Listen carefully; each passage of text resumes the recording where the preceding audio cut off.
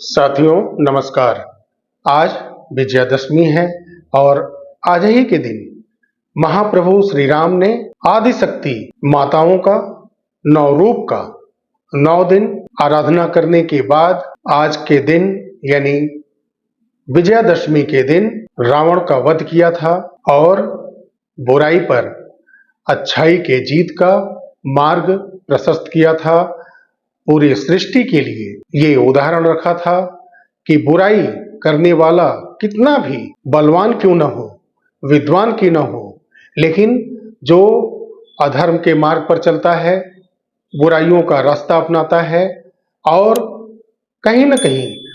अहंकार वश सभी को नष्ट करना चाहता है, अपने द्वारा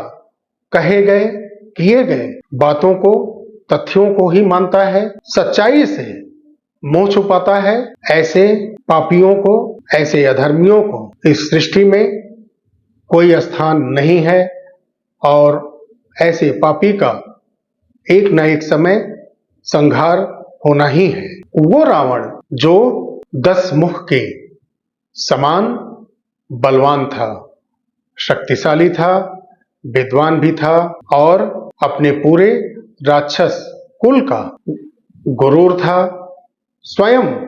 वो गुरूर की शिखर पर था क्योंकि वो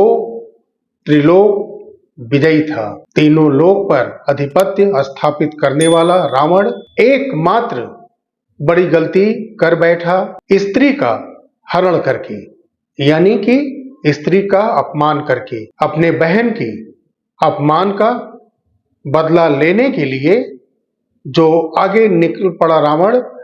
कहीं न कहीं बिना सोचे समझे, पूरे सही तथ्यों को बिना जाने, बहन के अपमान का बदला लेने का जो भावना रावण के अंदर पनपा,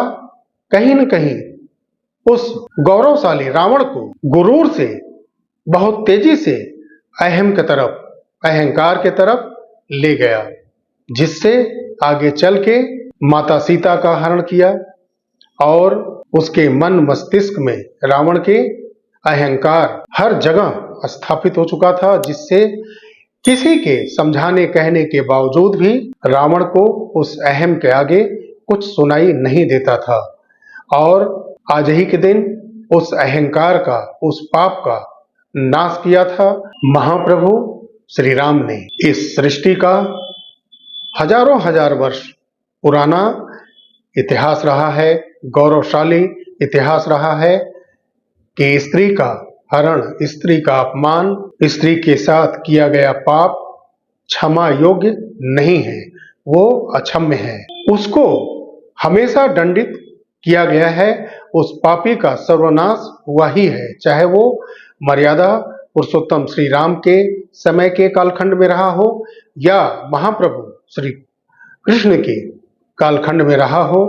क्योंकि आप जानते हैं कि द्रौपदी के द्वारा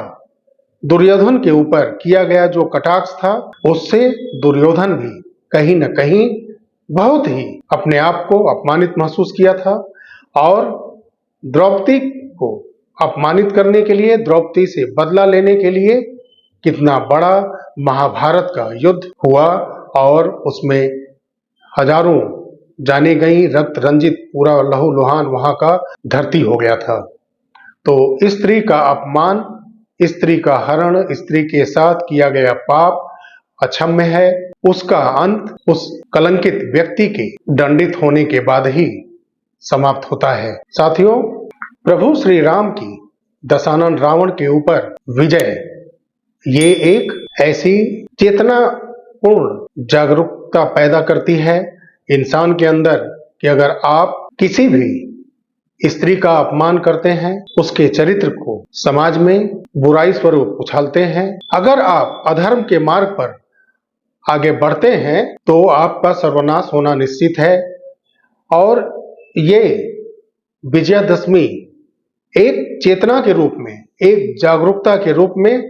मनाया जाता है, लेकिन इससे समाज के अंदर ना कोई जागरूकता दिखती है और ना ही किसी को ये प्रेरणा या चेतना मिलती है कि ऐसे करने वालों का सर्वनाश होना निश्चित है। उस कालखंड में जिस तरह से ऐसे पापियों को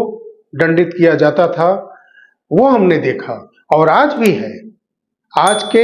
जो स्वरूप हैं दंड देने के आज भी हैं, लेकिन ऐसे पौराणिक घटनाओं से कोई सीख नहीं लेता, और आज भी उदंड भरे लोग मानव जाति को कलंकित करते हैं। प्रभु श्री राम और रावण का इतना बड़ा, इतना विशाल युद्ध, ये आम जन को प्रेरणा देता है, चेतना देता है, जागरूक करता है कि आप स्त्री के लिए मन में सम्मान रखें, आप धार्मिक मार्ग पर आगे चलें, शिक्षित बने और शालीनता का प्रतिमूर्ति बने, शालीनता का गहना ओढ़ करके समाज को आगे लेकर के चलें। आज जो ये विजयादशमी का दिन मनाया जाता है, मर्यादा पुरुषोत्तम श्री राम के विजय के फलस्वरूप, तो आज मैं इस दिन को विजयादशमी, दशहरा का नाम तो आदि अनंत काल से चला आ रहा है, अब मर्यादा पुरुषोत्तम प्रभु श्री राम विजयदशमी, प्रभु श्री राम विजय दिवस भी आप कह सकते हैं, क्योंकि श्री राम शब्द एक ऐसा शब्द है कि त्रेता युग के कालखंड से आज तक जय श्री राम का नारा कहीं न कहीं कुधर्मियों को, जो धर्म से भटके हुए लोग होते हैं, इन भटके हुए लोगों को ये चुभता है। तो ये जय श्री राम शब्द उन कानों को खटकता है, उन कानों में कड़वाहट लाता है, उनके मन मस्तिष्क में जहर घोलता है ये जय श्री राम शब्द। और जो राम को अपनाते हैं, राम को अपना मानते हैं, उन्हें ये जय श्री राम धर्म के मार्ग पर चलने के लिए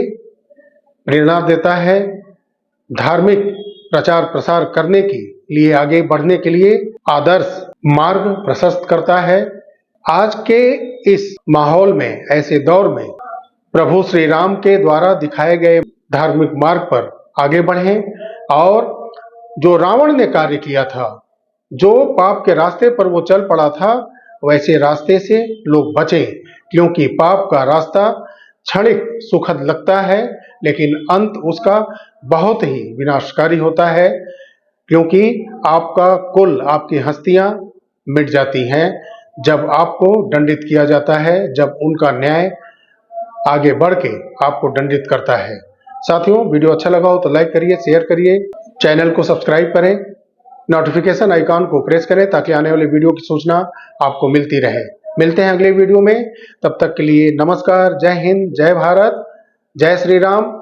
आप सभी को श्री राम विजयदशमी की बहुत बहुत शुभकामनाएं।